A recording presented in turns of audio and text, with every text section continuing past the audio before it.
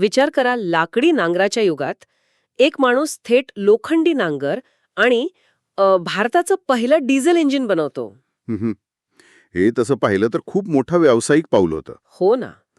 आणि तो एक मोठा कारखानदार तर होतोच, पण काही वर्षांतच राजकारणात कोणतीही मोठी राजकीय पार्श्वभूमी नसताना तो तत्कालीन बॉम्बे प्रेसिडेन्सीचा म्हणजेच संपूर्ण मुंबई प्रांताचा चक्क पहिला पंतप्रधान बनतो. आजच्या या सखोल चर्चेत आपण इतिहासाच्या पानांमध्ये लपलेल्या अशाच एका थक्क करणाऱ्या प्रवासाचा वेध घेणार आहोत. अगदी बरोबर. विशेषतः जे आधुनिक महाराष्ट्राच्या इतिहासाचे अभ्यासक आहेत किंवा स्पर्धा परीक्षांची तयारी करत आहेत, त्यांच्यासाठी हे एक असं उत्खनन आहे जे अनेक वेगवेगळ्या घटनांना एका धाग्यात गुंफत जातं. आणि आपलं आजचं मिशन हेच आहे की सर धनजीशा बोमनची कूपर या बहुआयामी व्यक्तिमत्वाच्या कार्याचा केवळ आढावा न घेता त्यांनी हे सगळं कसं आणि का साध्य केलं हे समजून घेणं. नक्कीच.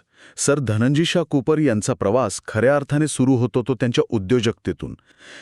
2 जानेवारी 1878 रोजी साताऱ्यात एका अत्यंत सामान्य आणि गरीब पारशी कुटुंबात त्यांचा जन्म झाला. अच्छा, म्हणजे त्यांची पार्श्वभूमी श्रीमंत नव्हती? मुळीच नाही. त्यांचं शिक्षणही साताऱ्यातच झालं. पण त्यांच्या आयुष्याला आणि पर्यायाने महाराष्ट्राच्या औद्योगिक क्षेत्राला खरी कलाटणी मिळाली ती 1922 या वर्षात. हो, कारण मी वाचत होते की याच वर्षी त्यांनी सातारा इंडस्ट्रियल वर्क्सची स्थापना केली, जे पुढे कूपर इंजिनिअरिंग वर्क्स म्हणून नावारूपाला आलं. हां, बरोबर. आणि इथे मला खरोखरच एका आधुनिक अॅनालॉजीची आठवण येते.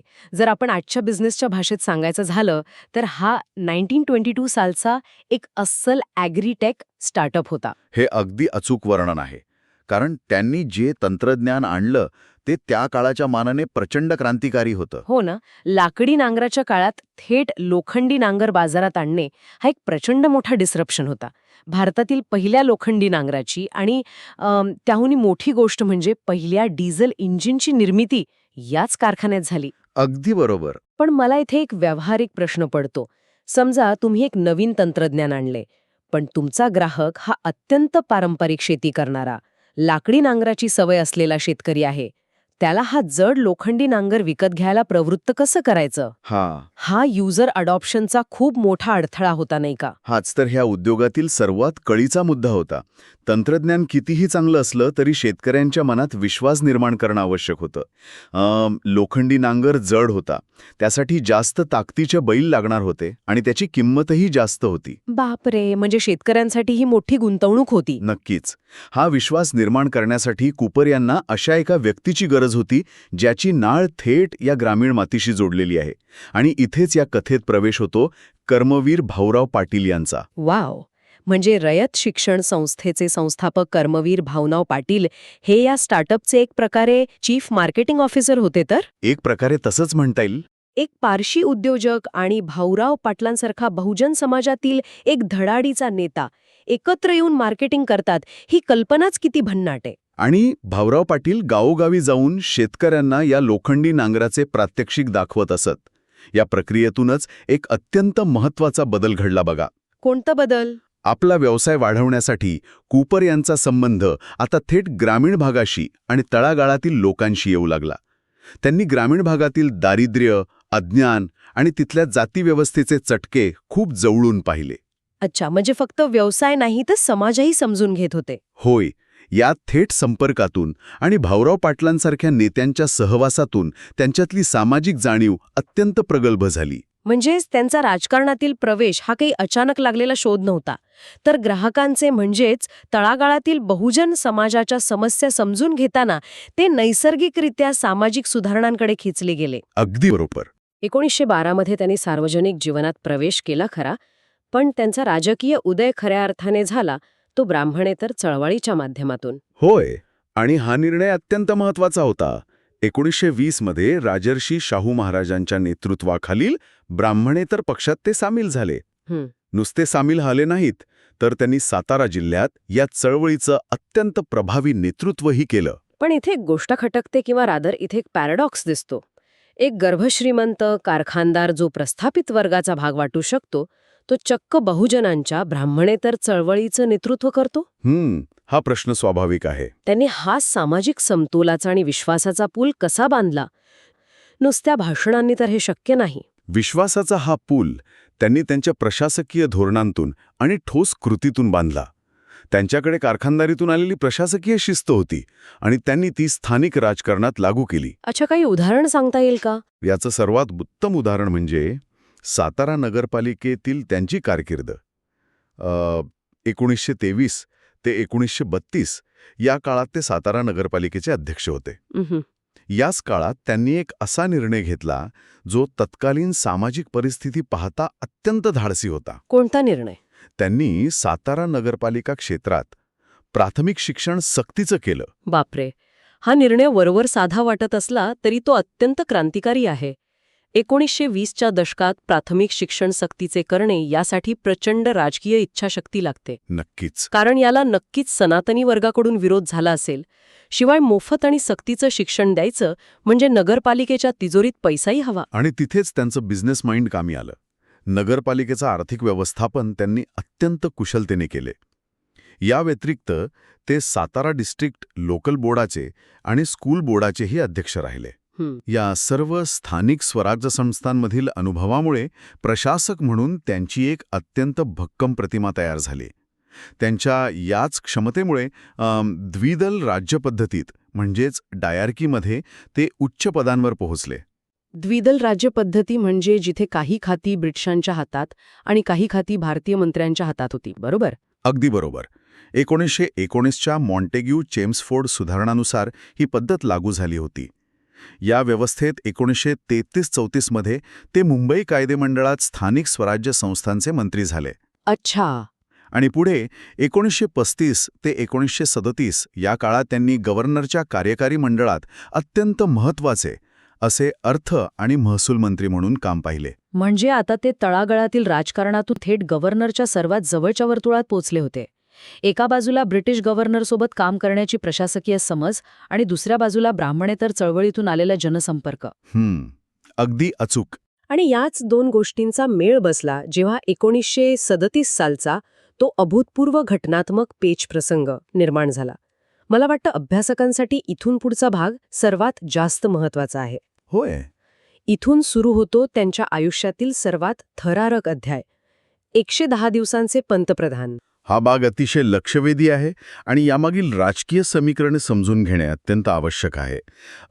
1935च्या भारत सरकारच्या कायद्यानुसार प्रांतिक स्वायत्तता देण्यात आली होती. या कायद्यानुसार 1937 मध्ये निवडणुका झाल्या. या निवडणुकीत काँग्रेस पक्षाला स्पष्ट बहुमत मिळाले होते, पण एक मोठा घटनात्मक पेच निर्माण झाला. हो, कारण गव्हर्नरकडे काही राखीव आणि विशेषाधिकार होते. काँग्रेसची मागणी होती की गव्हर्नरने या विशेषाधिकारांचा वापर करून मंत्रिमंडळाच्या कामात हस्तक्षेप करणार नाही असं लेखी आश्वासन द्यावं. अगदी बरोबर. पण गव्हर्नरने तसा आश्वासन देण्यास नकार दिला आणि यामुळे बहुमतात असूनही काँग्रेसने सरकार स्थापन करण्यास स्पष्ट नकार दिला. हा एक प्रचंड मोठा राजकीय डेडलॉक होता. होय. राज्याला सरकार तर हवं होतं आणि बहुमतातील पक्ष बाहेर बसला होता. अशा या अत्यंत नाजूक परिस्थितीत तत्कालीन ब्रिटिश गव्हर्नर लॉर्ड ब्रेबॉर्न यांनी धनजीशा कूपर यांना सरकार स्थापन करण्याचे निमंत्रण दिले. आता प्रश्न असा पडतो की गव्हर्नरने कूपर यांनाच का निवडले? कारण कूपर हे एकमेव असे नेते होते ज्यांचे सर्वच घटकांशी चांगले संबंध होते. ते स्वतः पारशी असल्यामुळे कोणत्याही एका विशिष्ट धर्माच्या किंवा जातीच्या पारड्यावर होते. बरोबर. शिवाय ते एक यशस्वी उद्योजक होते, त्यांना प्रशासनाचा प्रदीर्घ अनुभव होता आणि महत्त्वाचं म्हणजे ते जहाल विचारसरणींचे नव्हते, तर एक प्रॅक्टिकल व्यावहारिक नेते होते. आणि त्यांच्या याच व्यावहारिक कौशल्याचे दर्शन त्यांनी सरकार स्थापन करताना घडवले. 1 एप्रिल 1937 रोजी सर धनजीशा कूपर यांनी मुंबई प्रांताचे पहिले पंतप्रधान म्हणून शपथ घेतली. आणि हे नोंद घेण्यासारखं आहे की त्या काळात प्रांताच्या मुख्यमंत्र्यांना पंतप्रधान म्हटले जायचे. होय, पण हे मंत्रिमंडळ चालवणे हे तारेवरची कसरत होती. या मंत्रिमंडळात एकूण 4 कॅबिनेट मंत्री होते. पहिलं नाव अर्थातच धनजीशा कूपर, जे अपक्ष होते आणि पंतप्रधान होते.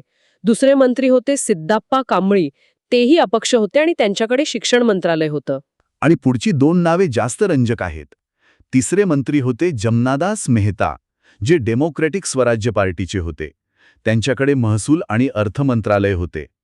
अच्छा. आणि चौथे मंत्री होते हुसेन अली रहिमतुल्ला, जे मुस्लिम लीगचे होते आणि त्यांच्याकडे स्थानिक स्वराज्य संस्थांचे मंत्रीपद होते.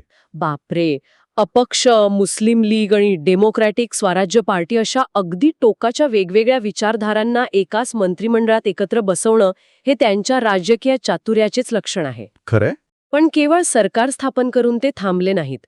या अल्पशा काळात त्यांनी असा एक ऐतिहासिक निर्णय घेतला ज्याची चर्चा आजतागायत होते. तो निर्णय म्हणजे स्वातंत्र्यवीर सावरकरांची मुक्तता. होय, पण येथे या निर्णयामागची नेमकी कारणमीमांसा समजून घेणं गरजेचे आहे. हा केवळ एखादा भावनिक किंवा एकांगी राजकीय निर्णय नव्हता, तर ती तत्कालीन राजकीय समीकरणांची प्रशासकीय निष्पत्ती होती. विनायक दामोदर सावरकर हे त्या काळी रत्नागिरीत स्थानबद्धतेत होते. जेव्हा कूपर हे मंत्रिमंडळ बनवत होते तेव्हा त्यांना जमनादास मेहता यांच्यासारख्या अभ्यासू नेत्याची अर्थमंत्री म्हणून गरज होती. आणि जमनादास मेहता हे लोकमान्य टिळकांच्या विचारधारेतील नेते होते. त्यांनी मंत्रिमंडळात सामील होण्यासाठी कूपर यांच्यासमोर एक अत्यंत कडक अट ठेवली. अगदी बरोबर. जमनादास मेहता यांनी स्पष्ट केले की जर सावरकरांची विनाअट सुटका केली जाणार असेल तरच ते या सरकारमध्ये सहभागी होतील. कूपर हे अत्यंत प्रॅक्टिकल नेते होते. त्यांना माहिती होतं की सरकार चालवण्यासाठी मेहतांसारख्या नेत्याची साथ अत्यावश्यक आहे. प्रशासकीय पातळीवर मान्य करून घेतली. याचाच परिणाम म्हणून 18 मे 1937 रोजी स्वातंत्र्यवीर सावरकरांची रत्नागिरीतील स्थानबद्धतेतून विनाअट मुक्तता करण्यात आली. हा निर्णय खरोखरच त्यांच्या निर्णय क्षमतेची आणि प्रशासकीय कौशल्याची चुणूक दाखवतो. एका बाजूला काँग्रेसचा बहिष्कार, दुसऱ्या बाजूला बहुमताची कमतरता आणि अशातही एका अटीवर का होईना पण एवढा मोठा धाडसी निर्णय घेणं सोपे नसते. पण जसं आपण मगाशी म्हटलं, हे अल्पमतातील सरकार होते.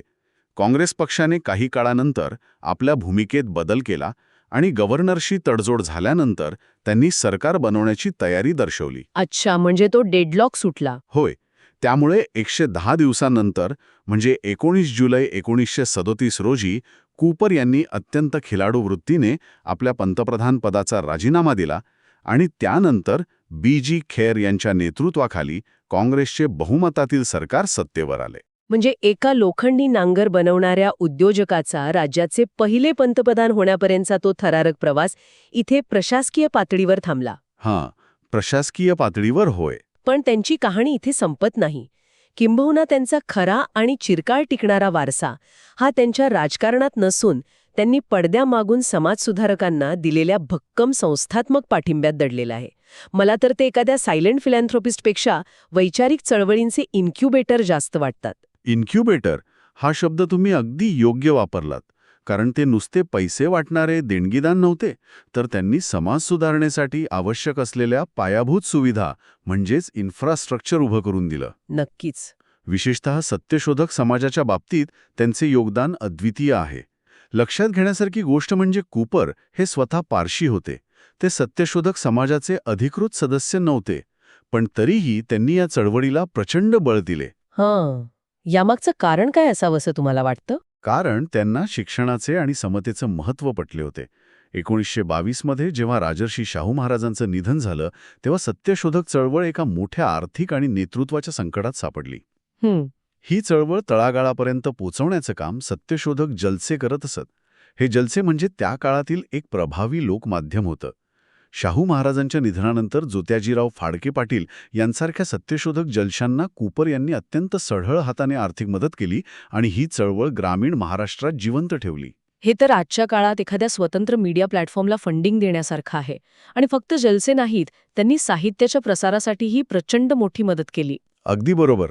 प्रबोधनकार ठाकरे यांना सत्यशोधक साहित्याच्या छपाईसाठी त्यांनी आपल्या कारखान्यात चक्क एक छापखाना काढून दिला होता. 1920च्या दशकात स्वतःचा छापखाना असणं म्हणजे आजच्या काळात स्वतःचा इंटरनेट सर्व्हर असण्यासारखं होतं. यातून विचार किती वेगाने पसरू शकतात याची त्यांना जाण होती. आणि शिक्षणाच्या क्षेत्रातील त्यांचे योगदानही तितकेच मोठे आहे. 1946 मध्ये जेव्हा कर्मवीर भाऊराव पाटील यांना साताऱ्यात महाविद्यालय सुरू करायचे होते तेव्हा जागेची मोठी अडचण होती.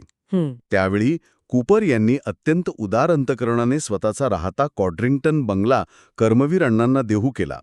याशिवाय महामानव डॉक्टर बाबासाहेब आंबेडकर यांच्यासोबतही त्यांचे अत्यंत सलोख्याचे आणि आदराचे संबंध होते. हे खरंच थक्क करणारं आहे.